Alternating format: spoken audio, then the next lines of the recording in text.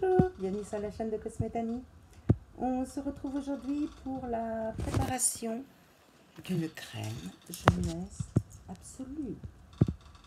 Ou pas. Vous êtes prêts? Allez, c'est parti! Alors, pour cette préparation, nous aurons besoin de 2 g d'émulsifiant olive meal, de 2,2 g, assez pratique avec la lumière, j'essaye de faire de l'ombre, voilà, d'huile végétale de jojoba, 2,2 g de macérat huileux, je refais de l'ombre, de lys, pas facile, voilà, macérat huileux de lys, de 0,9 g d'émollient coco silicone, l'émollient coco silicone. Donc j'ai déjà pesé tous ces ingrédients et je les ai mis à fondre ensemble dans ma petite casserolette. Voilà, donc mes huiles sont fondues. Je vais essayer de vous montrer. Voilà, mes huiles sont fondues. Ça permet de gagner du temps. Pourtant, avec la chaleur qu'il fait, je pense que ça aurait pu fondre vite. Moi, je suis en train de fondre. Hein. Si seulement c'était vrai. Donc, je verse ma préparation chaude dans un bol de préparation. Ensuite, je vais faire ma phase aqueuse. Dans ma phase aqueuse, j'ai besoin de... Alors, j'ai mis 10 ml d'hydrolat. Ah, faut que je vous refasse. Voilà. D'hydrolat de rose de Damas. Et 10 ml d'eau. D'eau déminéralisée. C'est pas terrible la lumière. Hein. Essayez de... Boum. Voilà, il faudrait que je fasse ça. Donc là, je mets mon eau à chauffer. Je vais rajouter mon eau chaude dans mes cires. Et on va fouetter. J'espère que ça va émulsifier.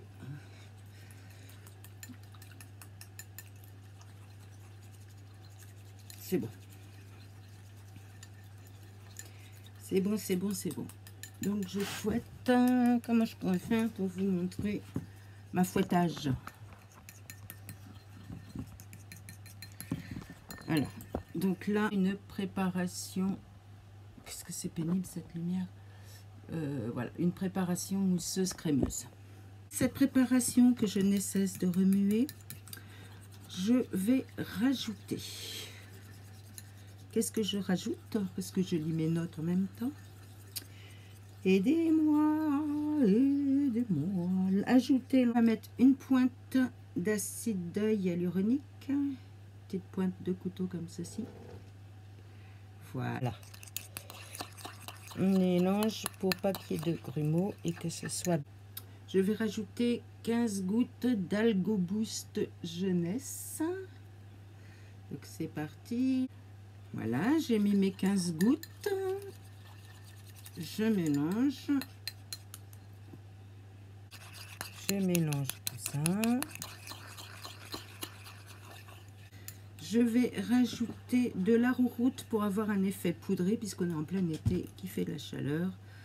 Donc ma poudre d'arrowroot que j'ai versée là et qui se présente comme ceci. Voilà, donc ça c'est pour donner un fini poudré et non gras.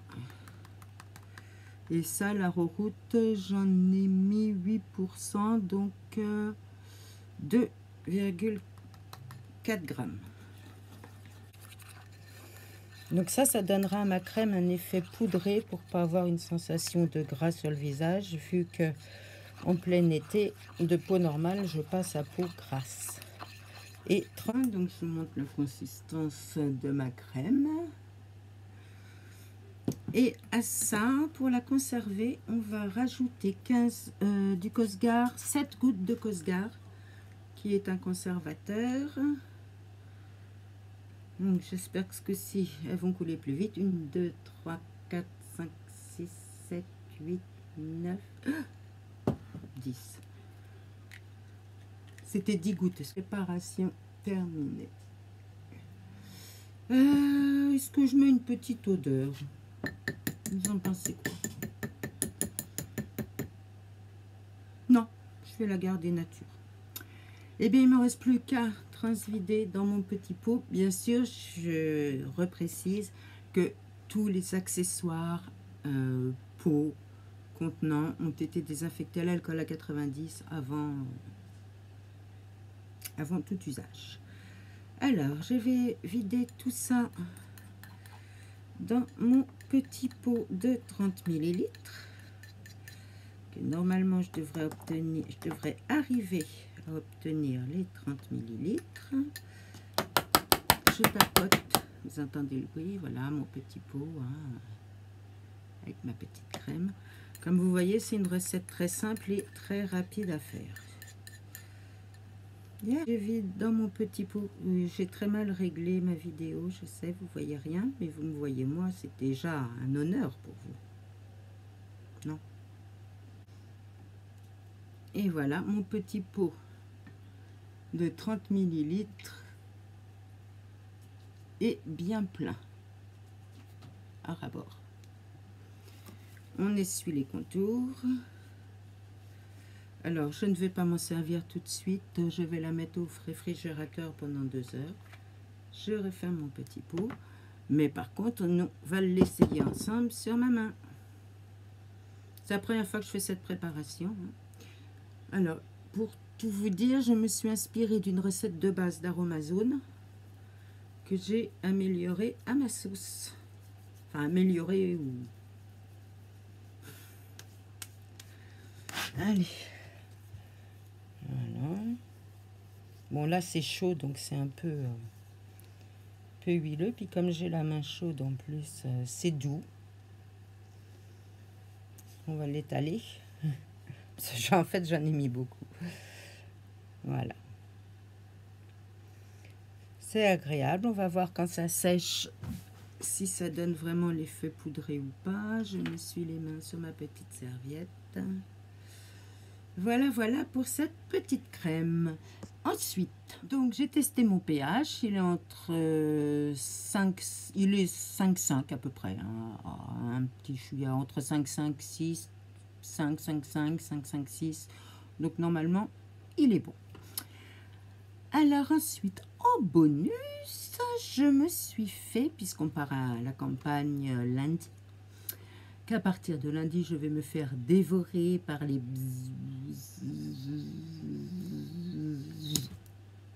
Pardon, je l'ai raté. Moustiques. Donc, je me suis préparé une petite fiole d'anti-moustique. Voilà, voilà. Dedans, j'ai mis 10 ml d'huile d'argan, pure, bien sûr.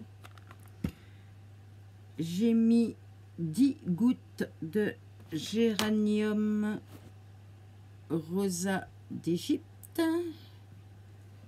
J'ai également mis 10 gouttes de menthe poivrée et 10 gouttes de mon préféré, la citronnelle de Java.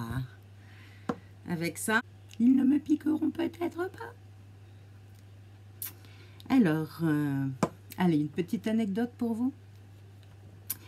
Donc, je retourne à la campagne lundi jusqu'à samedi pour finir mon escalier pour descendre à la pièce en contrebas d'1,50 m.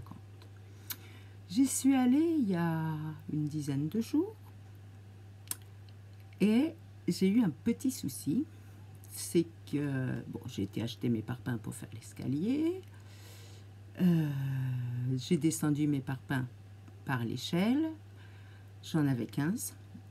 Et je vous avoue qu'au bout du 11e, de monter et descendre à l'échelle avec mon parpaing, je n'en pouvais plus. Donc j'ai eu l'excellente idée de dire je vais poser mes parpaings sur le sol comme ça, je vais descendre à l'échelle et 1,50 m, vu que je suis 1,70 m, c'est pas compliqué, j'ai dit je vais les attraper et les descendre, ça me fatiguera moins. Et je gagnerai du temps. Sauf que mes parpaings qui étaient devant l'ouverture de la porte mon échelle étant là, voyez, la porte, l'échelle le long d'un autre mur. Je suis montée sur les parpaings pour accéder à mon échelle. Un parpaing a basculé. Et j'ai fait une chute. Donc, mes pieds étant à 1,50 m, mesurant 1,70 m, ça fait 3 mètres de chute pour ma tête. Donc, autrement dit, j'ai pris l'ascenseur, je suis tombée en arrière sur le dos. Les parpaings ayant basculé me sont tombés sur les jambes. Donc, j'ai encore des hématomes partout. J'ai eu mal au cervical, au bras. Les parpaings me sont retombés sur la cheville et les jambes. Donc, je suis truffée d'hématomes. Voilà, voilà. Donc, c'est pour ça que la dernière fois, je ne vous ai rien filmé sur les travaux de la campagne. Et là, j'y retourne pour faire mon escalier. Parce que finalement, je ne l'ai pas fait. J'ai rien fait. Parce qu'après, pendant 2 jours, il a fallu que je récupère, que j'arrive à marcher. Parce que je dormais dans la tente, vu que j'étais partie avec ma maman, je lui ai laissé le camping-car et moi je dormais dans la tente. Le dernier jour pour sortir de la tente, c'était une horreur, j'arrivais plus à me déplier. Bon, j'ai pu conduire, j'ai pu rentrer, c'est qu'une histoire ancienne. J'ai encore mal, mais bon, ça va, c'est supportable, hein, c'est pas une fracture non plus. Bon, j'ai eu très peur. Franchement, pendant la chute, j'ai cru mourir. Parce qu'en plus, on avait une table en verre qui était pas loin. Je suis tombée sur l'angle de la table en verre que je me suis pris ici. D'ailleurs, j'ai encore le bleu, ça me fait encore mal. Parce que... Donc, voilà mes aventures de mes travaux à la campagne. Bon, allez, sur ça, désolée pour la transpiration, pour la lumière qui n'était pas bien et le cadrage qui n'était pas terrible. Il faut que je réorganise mon espace.